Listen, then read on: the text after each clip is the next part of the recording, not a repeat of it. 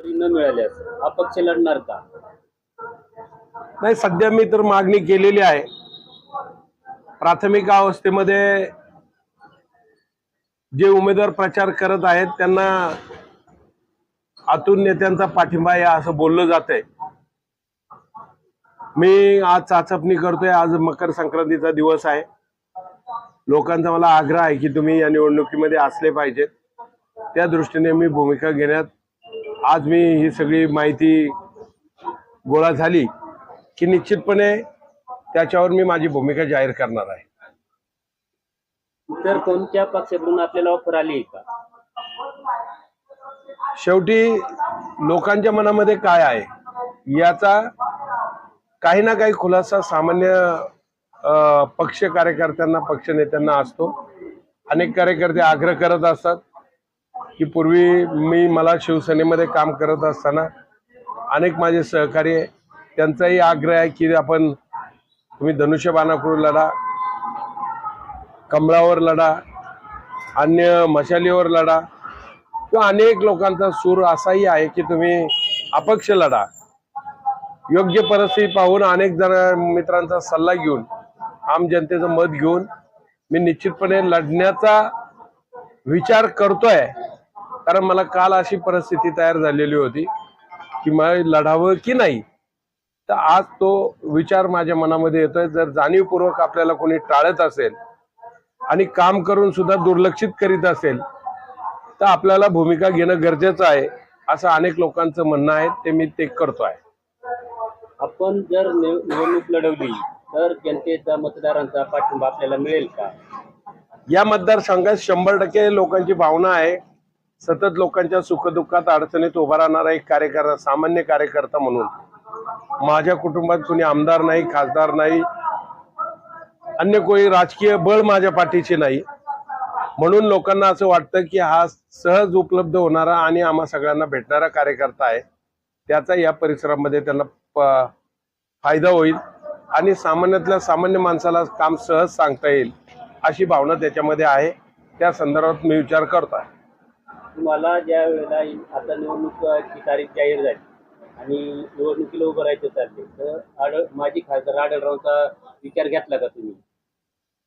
तरी साधारण गेल्या काही दिवस चर्चा चालू आहेत. अनेक कार्यकर्त्यांनी आढळराव पाटलांना स्पष्टपणाने सांगितलेलं आहे, जेव्हा तुम्हाला उमेदवारी राष्ट्रवादी काँग्रेस पक्षाने उमेदवारी तुम्हाला देऊ केली त्यावेळेस शिंदे साहेबांच्या सांगण्यावरून तुम्ही राष्ट्रवादी काँग्रेसमध्ये आलात. त्यांच्या समवेत सुद्धा आम्ही अनेक कार्यकर्ते डोळे झाकून कशाचाही विचार न करता त्यांच्या सोबत राहिलो. आज मात्र त्यांना तालुक्याच्या 15 सीटमध्ये एकही सीट मिळत नाही अशी परिस्थिती निर्माण झालेली आहे आणि त्याच्यामुळं ते माझ्या निवडणुकीला निश्चितपणे आग्रह करताय.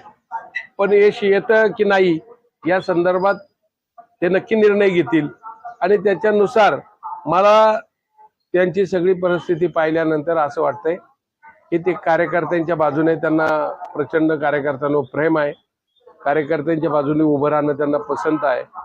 कदाचित ते योग्य निर्णय घेऊन माझ्यासोबत राहू शकतील असं माझं मत आहे. जर निवडणूक लढवायची जर ठरलं तर विजयासाठी आपली रणनीती काय असणार? नाही, या मतदारसंघातून लोकांना सामान्य माणसाच्या बाजूने जाण्यामध्ये रस आहे. इथं कोणी रेडीमेड परिस्थितीवर आणि बोलायला सुद्धा भीती वाटणाऱ्या कार्यकर्त्याच्या सोबत जाण्याचं मत इथं नाही आहे. त्याच्यामुळं मी सहज उपलब्ध होणारा कार्यकर्ता आहे. त्याच्यामुळं माझी रणनीती सामान्य माणूस आहे. सामान्य माणूस हा माझ्या सोबतीला आहे आणि त्यांच्या जीवावर मी निवडणूक जिंकू शकतो असं माझं मत आहे. विधानसभेला, लोकसभेला आपण एकनिष्ठेने काम केलं पार्टीचं, तर राष्ट्रवादीच्या नेत्यांनी या आजच्या घडामोडी तुमच्या दुर्लक्ष का केलं?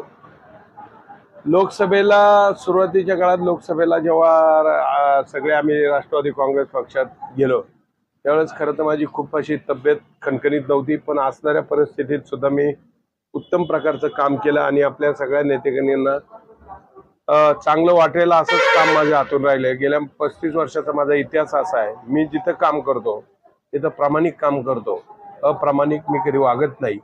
त्याचा परिणाम लोकसभा आणि विधानसभेमध्ये दिसला. माझ्या गावातून जवळजवळ 400चं लीड विधानसभेला आणि लोकसभेला सुद्धा मला देण्याचा मी प्रयत्न केलाय आणि आजूबाजूला जास्त प्रमाणात मला फिरण्याची संधी उपलब्ध झाली नाही.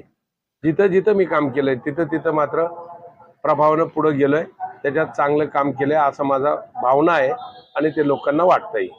आता तुमच्या जिल्हा परिषद गटामध्ये दुसऱ्या उमेदवारांनी प्रचार चालू केलाय, तर आपल्याला डावललंय निश्चित असं तुम्हाला वाटतंय. तर मग आता तुमची कोणत्या पक्षाकडे ओढ राहील जाणे? नाही, माझी ओढ कोणत्याही पक्षाकडे अशी नाही, पण माझ्या मनामध्ये अनेक शंका कुशंका होत्या की या निवडणुकीला एकतर आपण राजकारणामध्ये राहायचं असेल तर काही भूमिका घ्यायची असेल तर लढावं लागेल आणि राजकारणातून बाजूला जायचं असेल तर राजकीय संन्यास घेऊन आपलं काम करावं, व्यक्तिगत काम करावं लागेल. पण आज मी सगळीकडे फिरतोय, लोकांचा आग्रह पाहिला तर लोक सातत्याने सांगतायत तुम्हाला भाऊ उभं राहायचं आहे आणि तुम्हाला उभं राहायचंय तर मला कोणत्या ना कोणत्या निर्णयापर्यंत यावं लागेल आणि त्याच्यावर मी माझी भूमिका जाहीर करेन. याआधी जिल्हा परिषदेचं तुम्ही पद भोगलेलं आहे, तुम्हाला असं नाही वाटत का नवीन लोकांना संधी द्यायला पाहिजे? नक्की ही जागा नवीन सदस्यांना संधी मिळाली पाहिजे. मला त्याच्याबद्दल वाईट वाटायचं काही कारण नाही. मला एक टर्म मध्ये 7 ते 12 मध्ये काम करायची संधी मला मिळाली आणि मी इतक्या मोठ्या प्रमाणात काम केलं या मतदारसंघामध्ये की आजही गावागावामध्ये गेले की ते जाणवतंय. तुम्ही शाळेची इमारत पाहिली की लगेच तिथे लक्षात येतंय का कोणत्या साली ती बांधली आहे. तुम्ही ग्रामपंचायतची इमारत पाहिली की कोणत्या साली बांधली त्याचा लेखाजोखा समोर येतोय. रस्त्याचे प्रश्न असतील, बंदिस्त गटाराचे प्रश्न असतील, पिकअप सेटचे प्रश्न असतील, मंदिराचे सभा मंडपाचा प्रश्न असेल आणि रस्ते अशा अनेक प्रश्न, पाणी पुरवठ्याची योजना असतील, अशा अनेक प्रश्नांच्या पाठी लागून त्या पूर्ण घेऊन काम करण्याचा मी प्रयत्न केलाय. मी एखादी योजना सुरू केली ती अपूर्ण अवस्थेत सोडली अशी परिस्थिती राहत नाही. अनेक आज सध्या जर मार्केटला पाहिलं तर निम्म्या अर्ध्या योजना लोक चालू करण्यात आणि मंजूर करण्यात इंटरेस्ट आहे पण पूर्ण करण्यात इंटरेस्ट नाही अशी परिस्थिती आहे. त्याच्यात मला चांगलं यश आलंय, लोकांनी कौतुक केलंय. 2012ला त्याचाच प्रत्यय म्हणून प्रत्येक मतदारसंघात 5-5 हजाराच्या फरकाने उमेदवार बिनधास्त लोकांनी निवडून दिले. याचा अर्थ माझ्या कामावर लोकांनी समाधान व्यक्त केलेलं आहे. मला असं वाटतं की मला अन्य कोणत्या पदामध्ये इंटरेस्ट नाही. जर मला अशाच लोकांची सेवा करण्याच्या पदामध्ये काम करायला संधी मिळाली तर मी उत्तम प्रकारचे करू शकतो. मी मात्र एकदाच ही संधी घेतली तर आता परत घेणार नाही, कारण नवीन माणसाला सुद्धा संधी मिळाली पाहिजे.